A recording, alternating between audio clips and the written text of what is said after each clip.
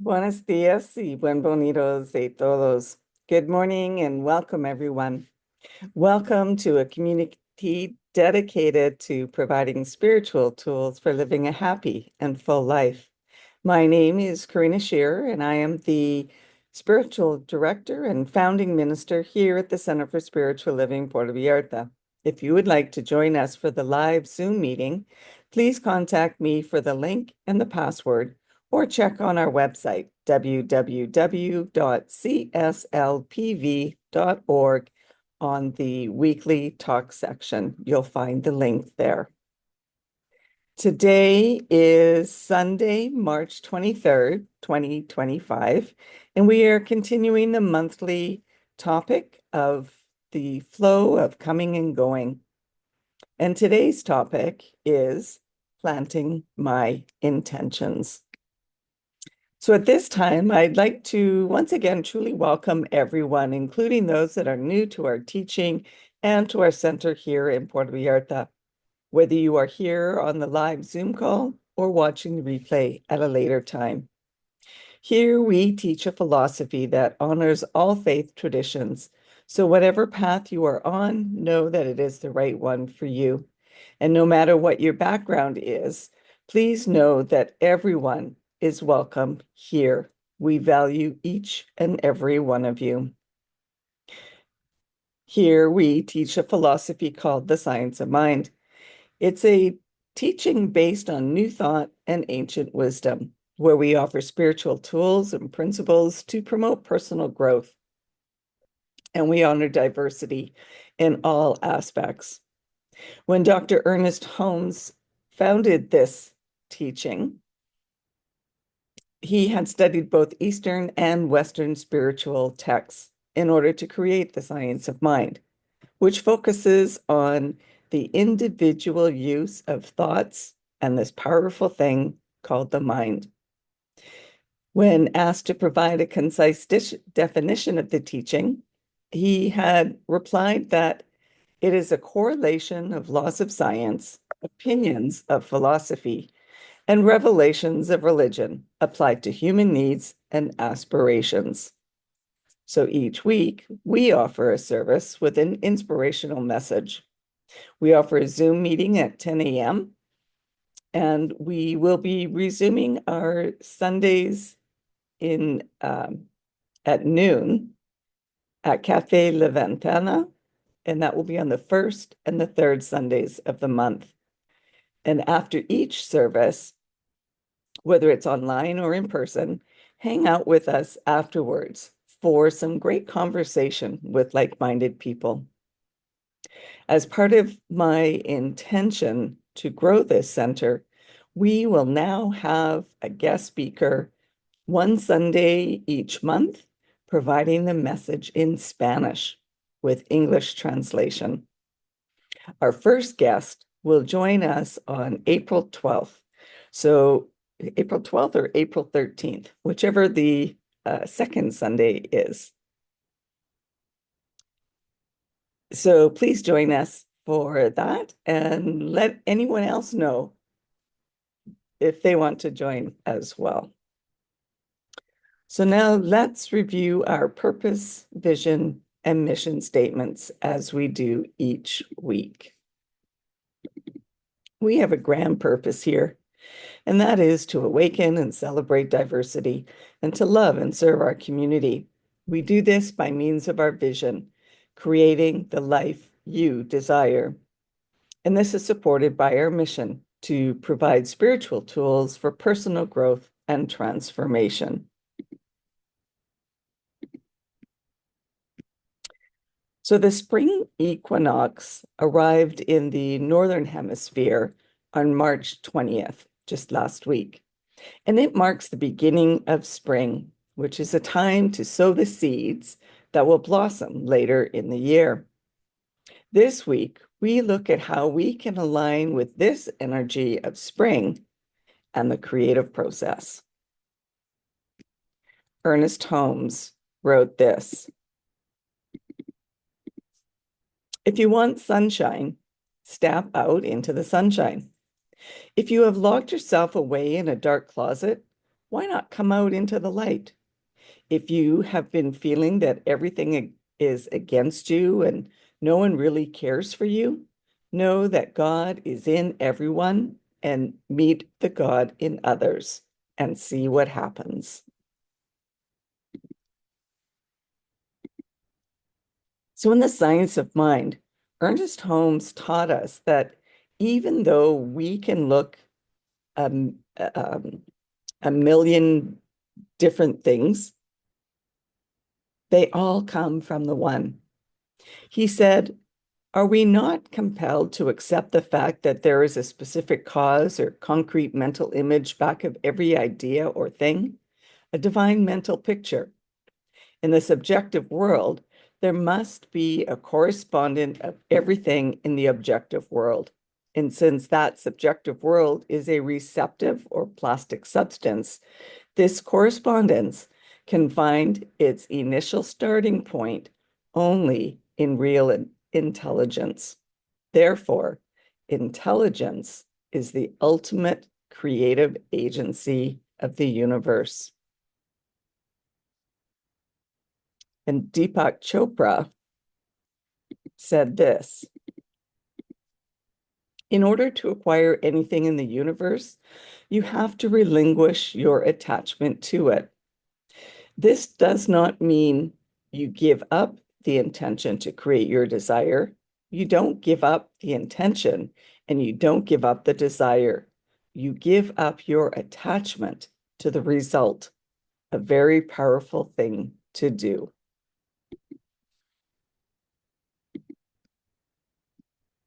So most of us have heard the expression, what you think about comes about. Well, our words have power, whether they are spoken out loud or in silently in our thoughts. We must maintain the guards at the gates of our minds. Be consciously aware of your thoughts and eliminate the negative ones. It's like tending a garden. Plant the seeds that you want to grow and harvest while weeding out any unwanted thoughts. The universe is always listening. So it's important to plant the seeds with positive, clear intentions of what we do want rather than what we don't want. Someone I know often would say, I'm sick and tired of being sick and tired. What they were actually manifesting was more of that, being sick and tired. The positive thought would be, I'm well rested, vibrant, energized, and healthy. Yes, words matter. Be positive with your affirmations. In this thing called you, Ernest Holmes said this,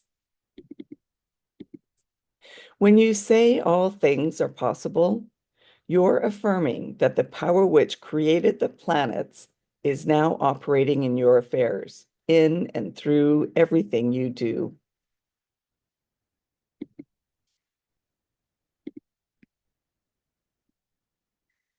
So we must learn to trust the universal laws. Universal law is the divine creative principle, the creative medium of spirit. The law is a blind force, and whatever goes into the subjective state of our thought tends to return again as some condition. When we plant radish seeds in our garden, do we believe that we will get cucumbers? Or do we trust that we will get radishes? The universe knows that the seed that was planted was a radish seed and therefore produces radishes. Whatever seed, our thoughts, we plant in our mind will manifest what we desire. Be clear with your desires, trusting that the universe will deliver the best and the highest good for you. We don't pull out all the seeds to see, or the seedlings, to see if it is a radish that is growing. So we must also not sow doubt in our desires by introducing negative thoughts. Weed out those undesired thoughts and continue nurturing your thoughts and ideas with positive affirmations. Ernest Holmes said, "The law of mind is not selective," and explained it this way: it is receptive without caring what it receives. It is creative without caring what it creates. It knows how to do without consciously knowing that it is doing or what it is doing. Love points the way, and the law makes it possible. When we learn to trust the universe, we shall be happy, prosperous, and well. Do you remember the story, The Little Engine That Could? It's a classic children's tale that teaches the power of positive thinking, perseverance, and self-belief. A long train carrying toys and food for children needs to be pulled over a steep mountain, the story goes. However, the big, strong engines, like a passenger engine and a freight engine, refuse to help. Eventually, a small blue engine volunteers. Though she has never climbed up such a big hill before, she keeps repeating, "I think I can. I think I can." With determination, she slowly makes it to the top and successfully delivers the train to the other side. Once she reaches her goal, her words change to, "I thought I could. I thought I could." This story teaches us that our thoughts shape our reality. Instead of doubting, the little engine trusts in her own ability and the process, just as in the Science of Mind teaching that teaches us to trust universal law. By affirming, "I think I can," the engine keeps going. Similar to how affirmations and spiritual mind treatment help us align with divine power. Eckhart Tolle said this: "Not what you do, but how you do what you do determines whether you are fulfilling your destiny. And how you do what you do is determined by your state of consciousness."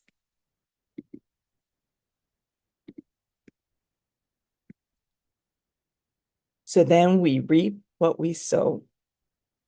This is closely in alignment with the law of cause and effect. Our thoughts are the seeds planted in the soil of universal law. And what we think, believe, and feel will manifest in our experiences. The law doesn't judge, but simply brings forth results based on what we put into it. If we plant seeds of love and abundance, we reap experiences of joy and success. If we sow seeds of doubt or fear, we attract challenges and limitations. The law of cause and effect applies to everyone alike, whether we consciously use it or not. This means that we have the power to consciously choose what we sow by shifting our thoughts and beliefs to that which we desire. Martha Beck wrote this in the way of integrity: "As you find your truth and go inward and cleanse out everything that's conflicted in your life, you begin to live in harmony with yourself. You find the peace that has always been your home address."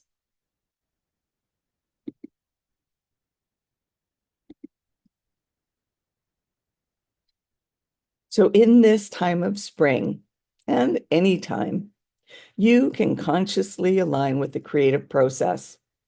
Do this by seeding your intentions with love. Eliminate any weeds of doubt and consciously sow all your good. Your life reflects your dominant thoughts and beliefs. By choosing to plant thoughts of love, success, and joy, you create a life that reflects what you desire. And I'll leave you with this quote from Ernest Holmes. We must consciously know that we can use creative power.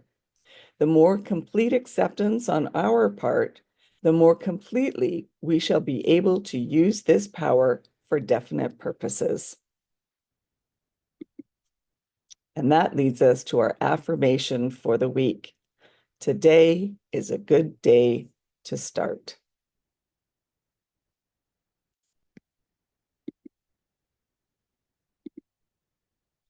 So now it's time for news and updates at our center. Along with the introduction of a monthly Spanish guest speaker, we are also offering classes if you are interested in learning more about the Science of Mind teaching. We will offer the classes via Zoom as well as in person. So connect with me or check our website to find out the details. And if you're looking for a class that meets your schedule, let me know what that class is, and we'll see about starting one online to accommodate you. And let me know if there's any other specific course, book study, or workshop that you would be interested in taking, and we can plan for dates for these as well.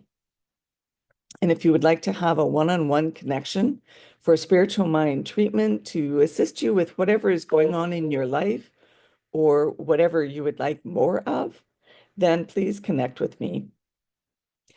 And if you would like to commit to being a member of the Centers for Spiritual Living Puerto Vallarta for this current year, as membership is renewed annually, or if you would like to be on our board of trustees, then please contact me and you'll be sent the current forms.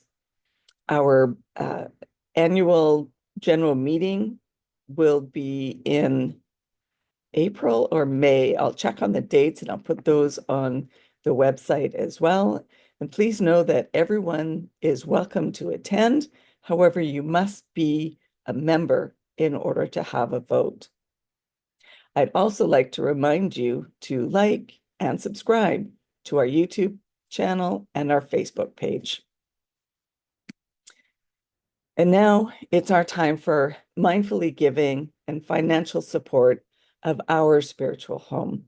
We rely on your support to continue our center here in Puerto Vallarta so that we can continue offering this powerful teaching of the science of mind. We bless the financial gifts that you give today. Every donation is appreciated, no matter the amount.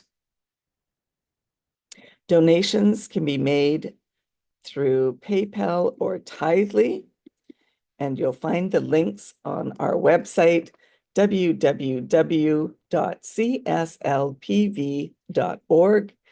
And you'll find the donate buttons on both the landing page as well as on the page where you find the weekly replay of these spiritual messages. Alternatively, you can still send in a paper check by addressing them to CSLPV number 403, 2125 Birch Road, Kelowna, BC, V1Y8N1. And now please join me in our offertory affirmation. I know that my giving blesses and multiplies all that I am, all that I have, and all that I give and receive. I do give eternal thanks for the abundance that is mine to share.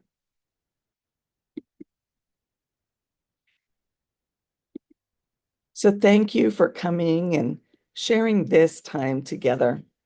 And let's continue practicing peace. We can each be a force for peace and nonviolence. Our words and our actions can create ripples of peace all around us and beyond. Peaceful living includes acting with compassion, kindness and consideration. It also includes standing up against injustice. The Season for Nonviolence is a global grassroots campaign dedicated to raising awareness about the transformative power of nonviolence. And the season was established by Arun Gandhi, Mahatma Gandhi's grandson, as a yearly event celebrating the philosophies and lives of Gandhi and Martin Luther King Jr. The season marks the 64 calendar days between the memorial anniversary of the assassination of Gandhi on January 30th and that of King on April 4th. Mahatma Gandhi said, "Nonviolence requires a double faith, faith in God and also faith in man." And Martin Luther King Jr. said, "Nonviolence is a powerful and just weapon, which cuts without wounding and ennobles the one who wields it. It is the sword that heals." May peace and love be with you. Blessings to all. Namaste.